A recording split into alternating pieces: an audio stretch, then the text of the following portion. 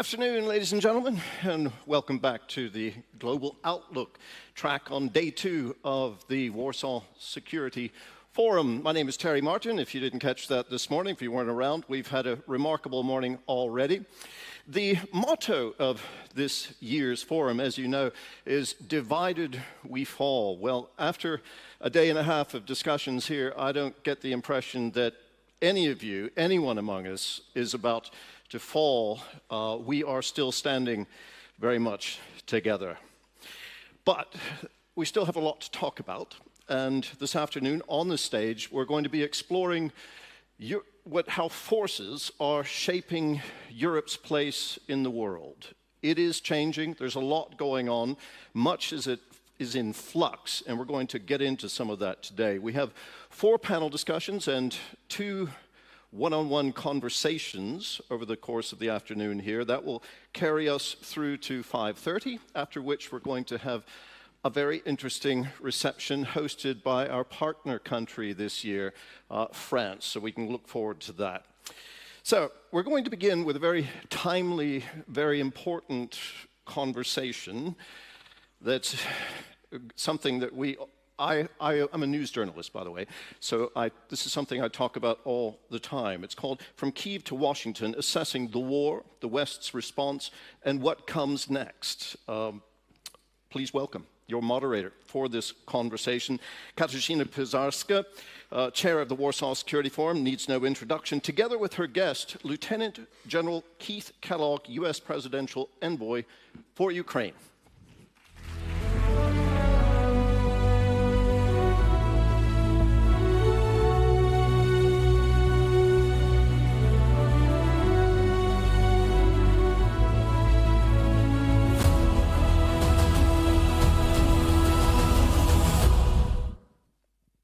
Welcome, ladies and gentlemen. Welcome after the lunch break. My God, it's still a full room. So I hope we'll have a bit of time for some questions from this great audience. But first and foremost, welcome General Kate Kellogg back to Warsaw. It's great to have you here with us. Thank you for having me here. Appreciate it. So General Kate Kellogg doesn't need a great introduction. He is the presidential envoy for Ukraine, of course, President Trump's envoy for Ukraine, but he's also a highly decorated former three-star officer in the United States Army with over 35 years of experience of service. He has been deployed everywhere from Vietnam to Europe to the Pacific, Middle East, Africa. I think you said 23 global, yes, and state military moves. That's what your family had to go through. Pretty amazing. But he has also served in the administration. He was a national security advisor to former Vice President Mike Pence and served as the Chief of Staff and Executive Secretary of the National Security Council. General Kellogg, it's great to have you here in Warsaw. We were together in Kyiv just 2 weeks ago, and I would actually want to start from there. Coming back from Kyiv, and of course being all the time in the loop on what's happening, what is your assessment currently of the situation in Ukraine, both on the front line, but also in terms of moral in the Ukrainian cities, which, as we see every single night, are so badly attacked, assaulted, with civilians killed every single day? Yeah, it's a great question, and I think that everybody listening and has been following this war. You know, we're looking at a war that Europe has not seen since World War II, in the complexity of the war, about the losses of the war, the longevity of the war. Remember, this was a war that even we in the United States said was going to be over in 3 days. Remember, we, the United States, offered President Zelensky a ride out of town, and he made the comment, "I don't need a ride, I need ammunition." And he said, when he told it to the Russians, "You're going to see my face, you're not going to see my back." And this war is now in its 4th year. It's so hard to imagine, and the depth of this war. Not only the longevity, but the cost. I mean, when you look at the simple cost of this war, and one of the reasons we're trying to help get an end to it, is the casualty levels alone, the men and women that are killed on both sides. We're talking well over 1 million. Think about that. Those are losses that we haven't seen since World War II in history. You know, the Soviet Union left Afghanistan after losing 16,000. We left Vietnam after losing 65,000. And we're not talking 65,000, we're not talking hundreds of thousands, we're talking hundreds of thousands. Now, with the state of the war as we see it today, is that, I've said this very publicly, that Russia is not winning this war. Because they've got a definition of victory that I do. And what I mean by that is they've not crossed west of the Dnieper River. They have not been able to take Kyiv. They've not been able to take Kharkiv. They haven't taken Odessa. They haven't made any of their goals. This was, quote, a special military operation. And yet the Ukrainians have fought boldly. They fought exceptionally well. The Russians have been able to take most of Luhansk Oblast, about 70% of Donetsk Oblast, about the same amount of Kherson, the same amount as Zaporizhia, and of course we have Crimea, which was the 2014 war. So when you look at the war, it's gone on a long time. The Ukrainians are fighting with great valor, with great courage, in a very modern war that probably everybody should look at. So I think the end state is we're trying to get to a position where maintenance of sovereignty of Ukraine and the war's over and the killing stops, because the killing is industrial strength. And you have to look at it in that regard of what it means if you're Ukrainian and what you want to, how you want to stop this fight. And I've been in Ukraine a lot, and I look at the resiliency of the people and the resiliency of the population. We don't have modern day evaluations of how this looks, but I think it only goes back to World War II and what you saw what's happening in Kyiv, what's happened in London during the Blitz.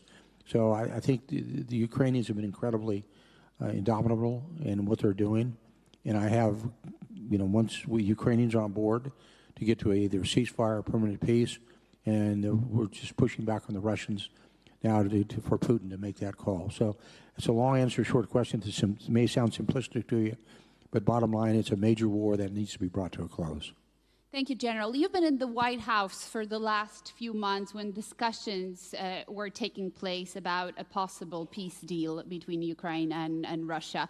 You've seen, the outcome of the Alaska summit, but most importantly, I think you've seen the statements of President Trump recently. I know you always say that you do not speak on behalf of President Trump. He speaks for himself. He has a very strong voice. But my question is, what is the understanding now when we see that the White House is pretty impatient with what's happening in Moscow? What is your reading of Russia? Why is Putin, he seems uninterested in a peace deal? And it seems that, something that the Trump administration wanted to put forward is not going to actually come to life. Yeah, it's sort of like asking me, what is Putin thinking? Well, I won't solve that one at all, because I don't think any of us in this room can figure that one out. What does the administration think he's thinking? Well, you have a lot of great advisors there. Well, when you look at it, it's being the intermediary. The look at this was on a personal perspective. President Trump has been very personally engaged. And what he's done, and I give full credit to President Trump, and it's going to sound adversarial in a way. But, with President Biden, he never picked up the phone and talked to Putin once. You've got to talk to your enemies. You've got to talk to your friends as well. And to do that, and so making your lines of communication, opening them up to find out what are you thinking, how do we get to an end state. He's done that, talked to Zelensky, he's talked to Putin, he's talked to all of the allies. So what did he find out in these talks? Well, I think what's happened is if you're looking only at the public record, you're seeing that there's a level of, and I'm not just talking about President Trump, but Vice President Vance as well, and you're looking at Secretary Rubio, there's a level of frustration of, okay, look, we've reached a point of saying, we know where the Ukrainians are, we're in a pretty good position with the Ukrainians, and Putin doesn't want to go there. And I think part of it is the fact that probably in his heart of hearts, he realizes he can't win this. This is an unwinnable fight for him long term, what he intended to do. He intended to subjugate Ukraine. It's not going to happen. He wanted a change of government. Not going to happen. Even though President Zelensky recently said, in which they're willing to eventually open up once they stop martial law, they head towards new elections. If you talk to, and you've been in there, we were there just 3 weeks ago, when you talk to the Ukrainian people, I mean, there's a level of resilience out there. I mean, they have gained no friendships in this war. with the Russians. And I think you're looking at the stability of a state, and they're going to go there. And we were asked a question just now at lunch about the role of the U.S. president. It's sort of like an intermediary role. I go back to what happened, and a lot of times I use the Treaty of Portsmouth in 1904, when Teddy Roosevelt was the intermediary at that time, between Russia and Japan in the Russo-Japanese War. You have to have an intermediary that actually can get you to some type of solution, some type of conclusion that both sides will trust to get you there. And that's kind of the state we're in right now. The United States has repeatedly said that, the Ukrainians are going to be a key part of this because they're the only ones who make the determination on what it looks like, what a peace treaty looks like along with the Russians. And you have to default to them. It's their land, it's their sovereignty, and they're always going to be a key part of that. But we hope to have came out of Alaska. We were hoping for a trilateral, meaning trilateral, United States, Russia, and Ukraine to talk, and then you move into a bilateral from there with the Ukrainians and the Russians talking, but we're not there at all. Mm-hmm. But do you personally, not the administration, believe that Putin wants peace talks or not? Do you believe he is willing and capable in the foreseeable future, let's say 12 months, sit down at a negotiating table? 12 months. Well, I think one of my problems is I'm a perennial optimist, that you actually think to a point. You have to hope that eventually, you should never plan on hope because, hope's really not a really winning strategy. But you look and you say you have to make sure he understands he can't win over the long term. We're dealing with realism. I deal a lot with Ukrainians, and they have a realistic approach to the world and what it looks like. And I think it's a very positive approach, and we have to try to emphasize that. And what I mean by that is I go back historically, and I look at what's happened in history over the years. And I go back to starting with Konrad Adenauer. Konrad Adenauer was the first chancellor of Germany. He knew he was never going to get a unified Germany in his watch on his time. But over time, he said eventually Germany will be united, which it was. Eventually, Germany will probably be part of NATO, which it is. And you have to look, what does this look like for the long term? Sometimes you can't just look at a short-term solution. You have to look at the long-term solution. And it's hard, and it's hard. But we kind of owe it to a special part of the population, to me, and there's the reason I'm so involved with it, is I don't look at those of us like in this audience right here. We're the old people. What I'm talking about are the kids. And kids shouldn't have to go to school in subways. Kids shouldn't have to go to school. And when they build up schools in the subway system or underground schools, if we as adults allow that to happen, then it's our fault. And we should try to find any type of solution to make sure that doesn't happen. Thank you. And I think the room absolutely agrees with you, General Kellogg. But I have to push forward and talk now about the United States approach to the conflict. Congress, as you know, and we've discussed this before, has called for increased economic pressure on Russia. The Senate has prepared a sanction bill of secondary sanctions on countries such as China, India, Turkey that buy gas and oil. We talked about this also today during lunch. So a very effective, potentially, package of sanctions. And yet we've been waiting month after month after month, and neither has the Congress or the White House actually done a step forward in sanctioning putting in force these secondary sanctions. There actually has been no new sanctions on Russia since the new presidential administration has come in. Why is that? Well, in our American way of government, there's three branches of government: judicial, the courts. Then you have the executive branch, president. And then you have the legislative branch. That's our Congress, the House of Representatives, and the Senate. They're all independent of each other. And so when you look at the sanctions with the bill that's in the Senate with the Senate leader with Thune and Lindsey Graham, they can pass the bill. They can, but it seems they're waiting for a yes from President Trump. But they are an independent organization. They can pass that bill today. And here's the example I use. Why aren't they passing this? Well, that's a question you need to ask Lindsey Graham and Thune.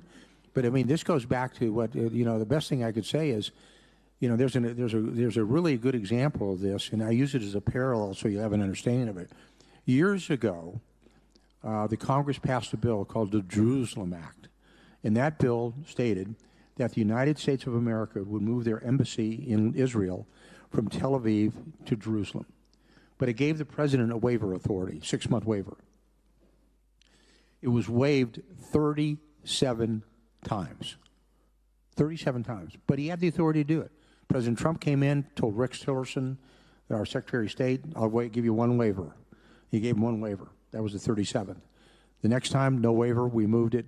And the president was told, and I was in the meeting when it would happen, he would said from his Secretary of State at the time, if you sign this bill, moving the American embassy from Tel Aviv to Jerusalem, you will start the third intifada. The American embassy's in Jerusalem. Was there a third intifada? Nope. So sometimes the Senate has to do things, should do it, and they build inside that bill a waiver authority. They can do it. So that's the reason I use the Jerusalem Act as the waiver authority. So you know that's been done before, and you could do it again if you wanted to do it. But I talk about independent agencies. You know, that's when I look at Lindsey Graham, and I've talked to him recently, and I said, you can do that. I know you're waiting for President Trump, but you've given him an ability to waive it. He is the President of the United States. He has enormous influence. But if you want to do something, go ahead and do something about that. To me, it gives another round in your revolver for the president to use if he wants to use it. Has it been passed? No, it hasn't. It's an incredible bill in the sense of how many authors it has. Right now, I think the number is it's almost 92. So they have the ability of a lot of senators to do it. Ryan Fitzpatrick in the House of Representatives has got the same level, not at the same levels of numbers, but it's there to do it. So it makes it a bill that once you pass it, it'll become law, and it becomes a veto-proof law. Thank you, General. I promise we'll get Senator Graham here to the Warsaw Security Forum, but in a year, so I hope before that actually this package actually passes. My last question before I take 2 or 3 questions from the audience, very short questions. When we were in Kyiv, I actually publicly asked you one question, and you asked me to ask it again. Yeah, I know. My mistake. And you're asking me all the time to. But we are in Poland. And as you remember, 2.5 weeks ago, Poland has been attacked by a sword of Russian drones. As we now understand, that has been the first attack of many different incursions happening in the Baltic states, in Romania, in Denmark. So the kind of posturing of Russia in the region. But in those first days, we received a lot of support from many countries, outspoken support. But for many days, there was deaf silence coming from the White House. And this deaf silence was heard specifically here, where the American-Polish relationship is at the heart of our thinking about security. How do you explain that? Yeah, well, I'll go back to my military background. And in the military, you're taught one thing. First reports are always wrong. You know, wait to the second and third. And making sure what actually came in, and you find that you examine what actually happened on where was the intent and what was done to do that. And this, it's serious. There's no doubt about it. When you get 19 plus drones landing in the wrong place, it's either really bad targeting, really bad gamesmanship, or generalship that it's there. But when you look at it, you know, I turned around and I listened to your Foreign Minister Sikorsky, and his responses to it. And then that's going to look at a level of what is the response of Poland to an incursion like that. Or it's also the same thing, by the way, and I'll move away from Poland. But what happened is, example, recently with the Shadow Fleet. You know, the Shadow Fleet, that's the fleet of Russian tankers that is moving oil illicitly in violation of sanctions elsewhere around the world. And the Estonians, to their credit, seized one of those ships. And what happened was the Russians put a fighter above it. They took it back to St. Petersburg, and not much happened after it. You know, I look at sometimes you have to ask yourself the question of, okay, how do you respond to something like this? Well, the way you respond to something like this from a military background, that I would say is sometimes you raise what is called the risk level to do it. I'll give you a good example. A good example is a few years ago, 2015, the Russians had a Russian fighter invade Turkish airspace. What did the Turks do? Shot it down. They shot it down. Okay? That'll get your attention really fast, won't it? Now, that's what I mean about raising your risk level. I know it's the dangerous thing to do. I've got it. I understand that. But sometimes you have to ask yourselves, where do you go? How do you do it? And that's where, and I made the comment, it was actually picked up publicly about what your foreign minister Sikorsky said about it, is sometimes you want to go there to make sure everybody understands, look, this is serious business. For those of you sitting in uniform in this room, you know that.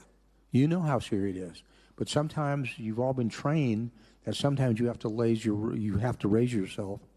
your level of risk taking, both politically and militarily, to get to an end state, whether you like it or not. And sometimes that's hard. I've done it. I've been there. I've seen it. Look, when we went after, in the first term of the Trump administration, when we went after and killed Qasem Soleimani, who was the leader of the Quds Force, we were told you're going to start a much larger war in the Middle East. And we didn't believe it. And what happened?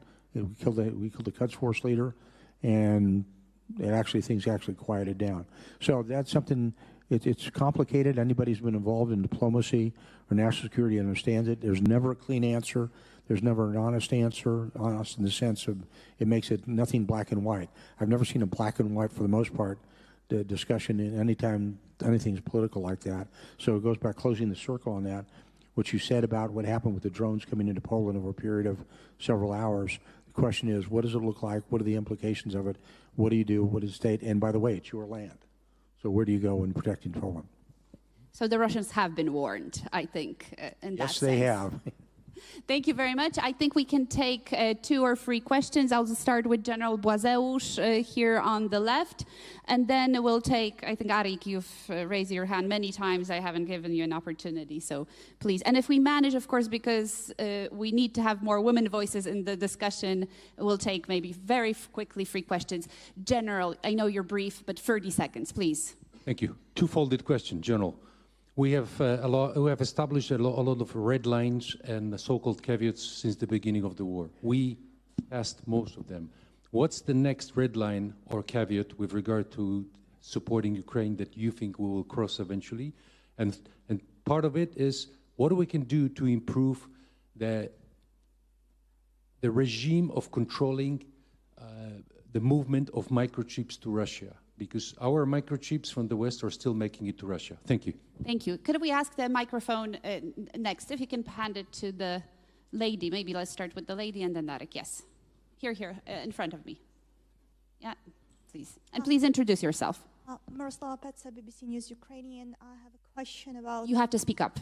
Yeah. I would like to ask General Kellogg about how the US is going to persuade Russia to have this trilateral with President Zelensky, because from what we can see, Putin doesn't think that Ukraine is an independent state. And even if so, how do the US make sure that after these negotiations, after maybe this conflict is frozen, there's no second war that erupts again? Thank you very much. And last question, Arik, if you can pass the mic to, yeah, perfect. Thank you so much, Kasia. Arik Burkowski from the Fletcher School of Law and Diplomacy at Tufts University. I have a question about how you envision a potential ceasefire between Russia and Ukraine. Russia has said categorically that it would not accept troops from NATO countries on Ukrainian soil. Of course, we have the coalition of the willing and discussions of security guarantees, but there will be a need for monitoring and enforcement of a ceasefire.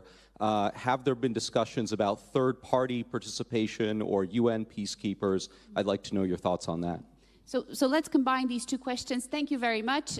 General, first, the European troops on the ground, that was one of your mission at the beginning in February, to see whether Europeans are willing and able. They say we are willing and almost able, but it seems that the ceasefire is not happening. What does that mean? Yeah, well, you have to, this is my personal opinion, okay? The Russians don't get a vote, okay? You want to put troops out, that's a Ukrainian decision. That's a sovereign decision of a nation. I don't care if it's Ukraine, I don't care if it's Bermuda. The fact is, you make the decision what's going to happen. The coalition of the willing is more than willing to do that. It's sort of like an aerial ceasefire. If you have a no-fly zone, that's an independent decision made but it has to be supported probably by the alliance. So that's a big one to do that. This thing about them setting conditions, I don't think anybody should accept that. I don't, maybe Peskov says that, or maybe somebody else is going to say it, and it's one of those. To me, it's noise level. I appreciate, sort of like there's a comment I make among my team. Thank you for your interest in national defense. I really don't care what you said. Okay. So, and now from our Ukrainian journalist regarding how will you force Putin to the negotiating table? What is the strategy here? How are you going to do it? The trilateral. How is it going to happen? Well, if you're an optimist, you believe it's going to happen. Well, I think the way you reach, sort of like what Ukraine's doing right now, is you make this almost cost prohibitive to a level that the world is doing as well. Let's use economic sanctions as an example. Right now, what the Ukrainians are doing on hitting the refineries, which is cut their 20% of their oil production down. We're working on the people not buying on secondary sanctions, buying their oils. Unfortunately, some in Europe are still buying it. Unfortunately, a member of NATO is still buying it. The Turks are at a level of 14%. So basically cutting back because it's a petro-state. And if you take away the petrodollars, they've got an enormous problem. And that's what you want to do, the economic piece. On the diplomatic piece, I will tell you, I don't think I've ever seen, and I've spent 5 years of my military time inside NATO, actually in Europe. I've never seen the alliance as strong out there. And militarily, I'm going to make an assumption in general, I kind of help understand this, is some of that is you kind of say, I don't know if his generals are telling him the truth or not, but he cannot overpower NATO. He cannot overpower the West. He just can't. He does not have the capacity to do it. I have talked to senior leaders in Washington, D.C., and I've been asked that very question. Can Russia win this war? I said, no, they can't. They do not have the capability to win the war after 3 years, those losses out there. And I'll use one military example because going back to what the general said is, look, I just for the heck of it, I was adding up F-35 fighters held by the Europeans. I just picked 6 nations. I count 400 F-35s, 5th generation, best fighter in the world. The Russians can put up 100. That means what I'm just telling you is you can sweep the skies overnight if you want to. You could put an air cap over Ukraine or anywhere else that nobody can match. So the capabilities are there. The question comes down to the willingness to do it. And that goes back to the risk level. Are you willing to go there and you're willing to do that? That's a hard decision to make. I know it. I know the risk level is hard. I know it. I have been there. I've been in decision making when the risk level is high. So that's kind of where we're at right now. And the calculus is now on Putin's side. And President Trump has been very, very clear about where he thinks the negotiations are, and I give him full credit for what he's doing. I know it. I've seen him work the negotiations and the transactional piece where he comes from, and he knows it pretty well. But as he said, it takes 2 to tango. I have great confidence in the Ukrainians. We know that President Zelensky's in a good position in that regard. I know his team is. I don't care if it's Umarov. I don't care if it's Andrei Yermak. I don't care who it is. They're really in good shape. So last question, I would go back to what General Błaszczak asks. What are now the red lines? What would Putin have to do for the United States of America to directly react? And please remember, the Kremlin will be listening to this conversation. By the way, the red lines that's a term we all hate to use because it kind of says that we've seen red lines drawn before and they've been used and been moved every time. So we don't like to use it. I think the calculus is on Putin, and the calculus is on the leadership, and basically on the pain level he's willing to accept. And right now, I mean, you look at his military forces, which underlies the administration for Putin. They've been decimated. I mean, sir, you know this. When you look at his frontline units, they were mauled in the first year of the war. And he's taking tanks out of mothballs. He's taking tanks out of museums to bring into the front lines. And drone warfare that is basically Ukrainian-based, using a little bit of what the Iranians did, is they've changed the nature of warfare to a level that we haven't seen before. We in the West don't understand what the Ukrainians are doing because we haven't studied it. But they, much like the machine gun changed war, the tank changed war, the airplane changed war, the submarine changed war, drones have changed war. And the leaders in that technology, and we've been there. We've been to their factories, and I've been to their operational centers. They have changed the whole dynamic. So what you do is you raise the level, the pain level, the cost level to do it. But the only one you could do is draws a red line. That's in his mind, because because I think as long as the alliance is very consistent in what it's doing, I think we don't need to draw any more red lines. He's got the problem, not the West, and he's got to make that call, not the West. The West is going to be it's aligned very, very well, and I have great confidence in it as well. General Kellogg, thank you very much for your time. We're looking forward to having you back here next year, hopefully with a resolution, peaceful resolution for this conflict, but also much more resolve on our side to deter for the long term, because we understand Russia is going nowhere and this threat will continue. Well, the one thing I like to say is I was in Independence Day in Ukraine just a few weeks ago. I said, next year when I go back to Independence Day, hope it's a different Independence Day. Thank you very much. A big round of applause for General Kellogg.